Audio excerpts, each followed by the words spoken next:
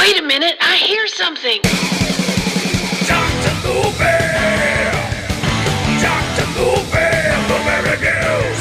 Dr. Luby! Dr. Luby! Yeah!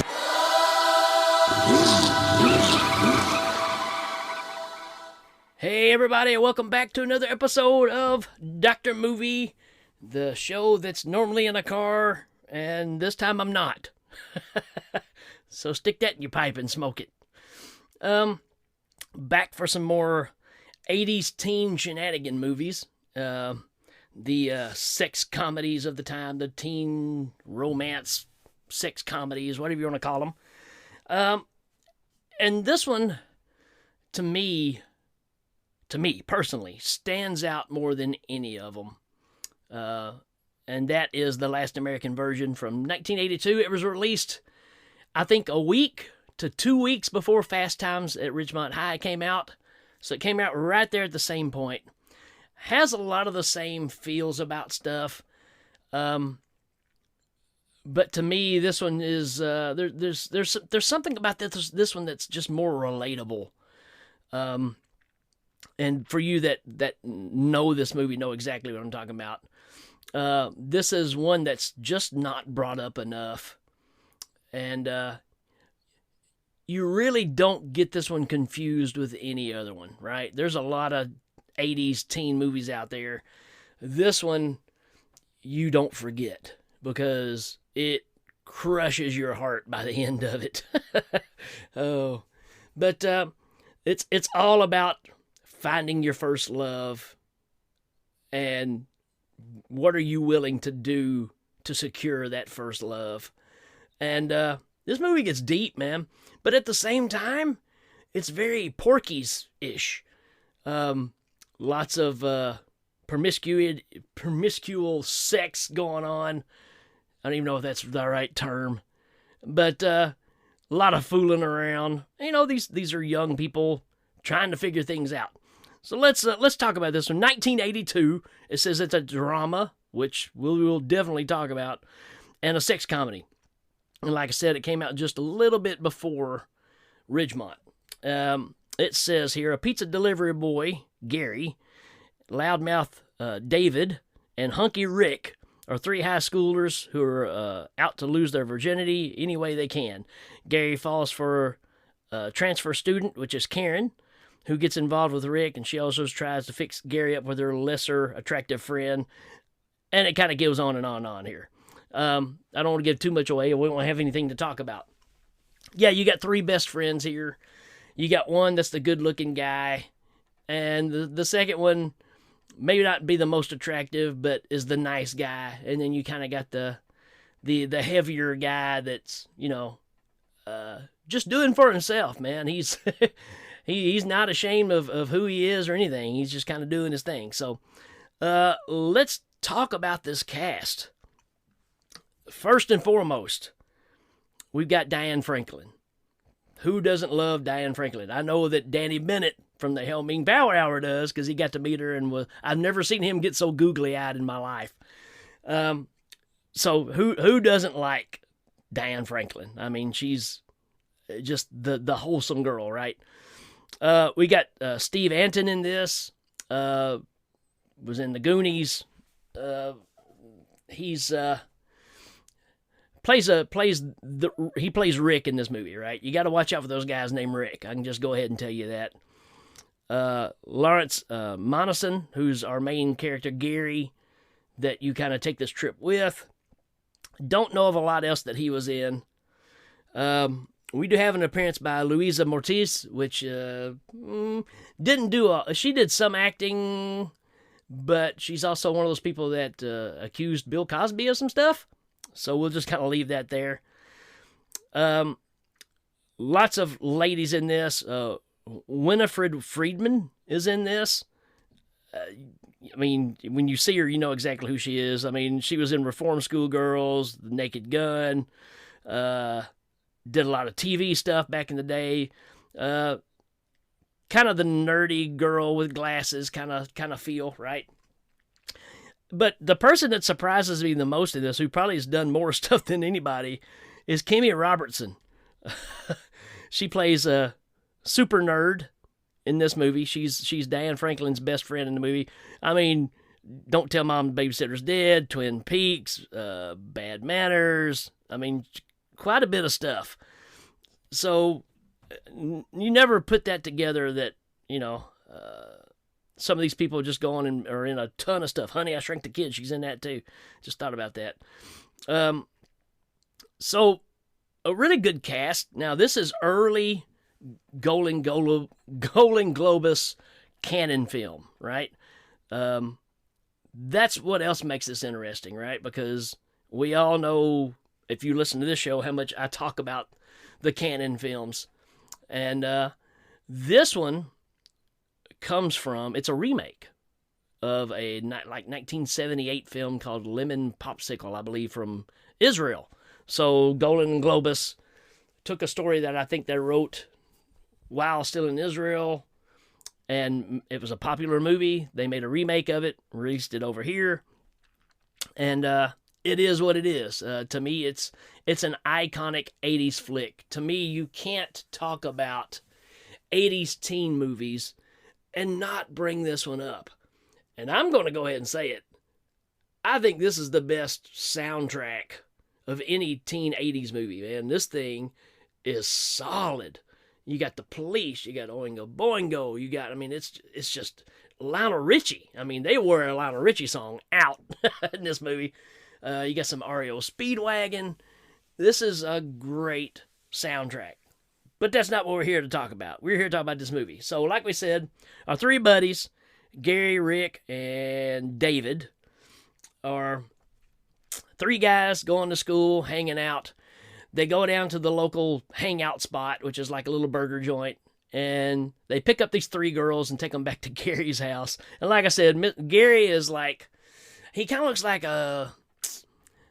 he kind of has a Ralph Macchio look about him, but he's like a even nicer looking guy, right? Or no, when I say nicer, I mean polite kind of guy, right? And they hit on these three girls, and you got two that are pretty decent looking, and one is the friend, And they get them to come over to the table, and they get talking, hey, there's going to be this raging party at this place. Y'all want to go with us? Well, I don't know. Is there going to be drugs? The girls ask if there's going to be drugs there. And they're like, oh, yeah, sure. We got uppers, we got downers, and they're just making this stuff up. Lo and behold, they get the girls come back to Gary's house. Nobody's there, right? They put on some music, and they're like, oh, where's the drugs? Where's all the people? Well, they'll be here directly. And Gary goes over and turns on the record player and starts playing a Blondie song, which is called In the Flesh, which is a kind of a nice ballady thing. So they start, the two nicer looking girls get with David and Rick and start dancing. And Rick's not messing around. He's already starting to make out with this chick. And Gary is sitting on the couch with the nerdy girl, and he's like, you want to dance? She's like, I don't care. Well, do you want to dance? I don't care. You're not getting anywhere with me. And that's kind of the whole scenario of their relationship. And Rick takes his girl. They go off to the bedroom, and it's in no time. Well, I gotta talk about this first. This is one of the best things. The girls ask if there's any cocaine. So the guys go in the kitchen. They're like, what are we gonna do? So they pour out some Sweet and Low on a mirror and line it up and give it to the girls, and the girls are snorting the Sweet and Low. That's really good stuff. Well, y'all want some more? No. So it's that teen thing of, you think you're cool, you're supposed to do the cocaine, and you probably never really done it before, except for the nerdy girl who just does like a whole line, just right? So it's weird because it's kind of showing that thing of, here's the girl that's probably tried everything just to be in with the popular people, and the other girls have probably never tried it, but they think they're supposed to be cool, And so after snorting the Sweet and Low, Rick and his girl go off in the bedroom, and they're just going. They're going at it. David gets his girl in the bedroom, and she's like, go out on the balcony and count to 100. When you come back, I will be naked and I'll be in the bed waiting on you. Well, he goes outside the balcony. He's counting to 100 and he's pulling off his clothes. Well, that's going on. Gary's downstairs with the other girl.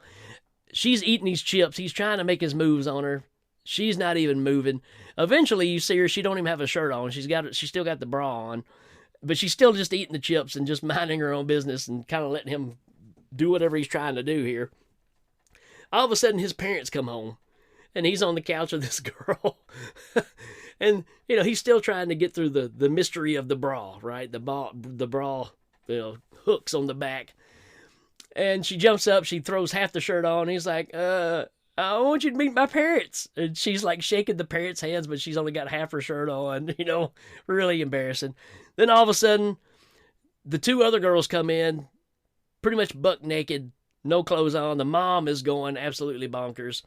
Next thing you know, everybody's running out and going and getting in the car to get away, and they're all laughing about it. And the mom is just distraught. She goes upstairs to the bedroom, lays on the bed. You kind of see where this is going. And when she lays on the bed, she gets under the covers because she's just so disturbed about what happened. And all of a sudden, here comes dude off the balcony and starts trying to make his moves on her. She's like, not now. And then she turns around and finds out this the guy.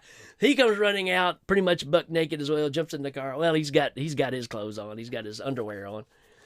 And, so it's got that kind of feel to it.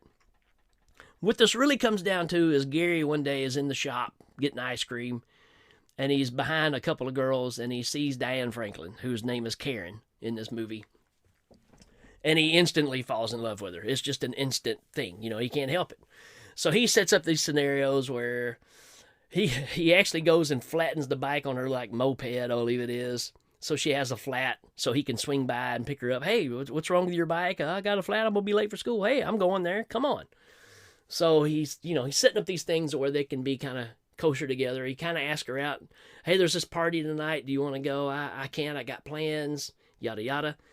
So later that night, he goes to the party, and guess what? She's there with Rick, his best friend. And they're getting it, getting pretty hot and heavy. She really likes him. And this is just killing Gary, right? The story goes on to where she cares nothing about Gary. She's all about Rick, which, again, I understand because I lived that life. And, yeah, right. And, things get crazy. I mean, there's a weird, how do I put this? There's a weird penis measuring contest that happens. Not my favorite scene, but all the guys there's this one guy that brags that, he's bigger than everybody else, so they pull out a tape measure and start measuring. There you go. You don't see anything, but still, it's just the fact of, I don't really remember that ever happening in my school, thank goodness. But anyways, there's all these quirky things. There's, I forgot to mention Gary's a pizza delivery guy, and he goes to this one lady's house, and she's, I guess you'd say maybe a cougar. I don't know, but she's hitting on him and stuff. And he's like, I've got to go. He goes back and gets his friends. This is a different part of the movie, but they go back, and the two other guys kind of have their way with her. And then she's getting ready for Gary. And all of a sudden her husband, boyfriend, I don't know what he is, shows up. And of course, again, here we are again, running out of the house with no clothes on, that kind of scenario. And so it's got all that teen angst stuff. But the story with Karen is what this is all about. And it's just killing Gary that she's interested in Rick, and he's trying to win her over. He's trying to sabotage Rick's chances of being with her, all these kind of things. And she ends up getting with Rick, and they sneak off to the football field together behind the bleachers. Gary even drives out there and tries to find them and stop them. Can't find them. Later on that night, he's at a little diner again, and Rick shows up and's like, hey, where you been, man? Been looking for you. He's like, well, where were y'all? And he tells him that I was just with her, and, we did it. And dude is just distraught big time. He is very angry. I think time goes by. One day at school, they're in the library, and he sees Karen coming up to Rick, and she's very upset about something, wanting to talk to him, and he won't talk. Turns out she's pregnant, and he don't want nothing to do with it. Well, this comes to a head between Rick and Gary, right? So they set up this thing where there was a bunch of kids supposed to go skiing, and taking a big weekend trip together. Well, he gets with Diane and says, look, I'll take care of everything, and we'll go take care of this problem. So they decide that, she decides she wants to have an abortion, and he takes her. He finds a place that they can stay. It's like his grandma's house or something that's, kind of a shut-in kind of place. They stay there together, and, this guy does everything he can for her. When they find out how much it costs, he goes and steals money from his house, begs his boss at the pizza place for, just an advance. He sells his stereo system just to rack up enough money to pay for this because he cares that much about her. He takes care of her, takes her back to this place, feeds her and all this stuff, and then he finally admits to her that, he's in love with her. And you kind of get a moment here where she kisses him and everything seems good, and he's on cloud nine, right? And she's having a birthday party coming up real soon, and he goes and buys a locket and has it engraved, to Karen with love, which, let's face it, in the 80s, if you got something engraved, that meant something. That was a big deal, because that didn't just happen. It doesn't seem like a big deal now, but back then, if you went and got something engraved, you were saying something special about somebody, right? I still got all my little bracelets and things that Becky got me back when we were in high school that she had engraved, right? And I'm sure she's got the stuff I had done for her, too. It was a big deal. And so he's got this locket. He's all excited. It's her birthday. Things are up and up. And he goes inside. He sees all of his buddies. Everybody's partying. Hey, where's Karen? I think she's in the kitchen. He goes in there, and there she is kissing Rick again. And she just turns and looks at Gary with this look of like, it's not even a sorry kind of look. It's just a look. So Gary gets in his car. Dude is, completely heartbroken. And he drives off into the night. And that's the way this movie ends. And that's the thing that stands out to me so much, is the resolution is so dark. You are heartbroken by this, because this guy is truly 100% in love. And to be crushed like that, man, it's devastating. It's a really good movie. It's got its problems. It's got all, some of the weird teenage angst things that you're kind of like, it's kind of cringy at moments at times now. But at the same time, it's a growing up movie, right? And you kind of see who has their crap together and who doesn't, and just how cruel people can be. And just because you love somebody doesn't mean they necessarily have to love you back. And that's a sad fact. So I highly recommend this movie, and I warn you, it's such a roller coaster ride, right? Because it's 1 minute you're laughing, you're kind of going, whoop, there they go, and then the next minute you're just like, man, this got dark really quick. So this is a 5 out of 5 for me, and I highly recommend it. Again, I don't see how you can have any kind of 80s collection and not have this movie, or at least have seen it and know about it. So that's my take on this one, folks. I hope you enjoyed. I hope you check this movie out, because it deserves way more recognition than it gets. I personally, and I said this about the wildlife too, but I kind of like this one better than Fast Times as well. I don't know if it's because Fast Times was so popular, and when you watch it now, you're like, is it really that good? I don't know. We're going to find out, because I'm going to watch it again too. But I just always really like these movies. They seem a little seedier. Maybe that's what I like about them. They seem more realistic, especially around where I live versus where Fast Times is kind of placed. Not taking anything away from it. I just think this movie delivers a stronger message. And it's funny, they are very parallel, right? Because you got the girl that's got the problem there as well. But this movie came out first. So you may want to even say that Fast Times might even pulled from the original version of this and made their own version. So don't know the history on that. That's just kind of what I think. But anyways, check this one out. And we will come back with another 80s flick for you real soon. Till then, we will check you later. Dr. Luby!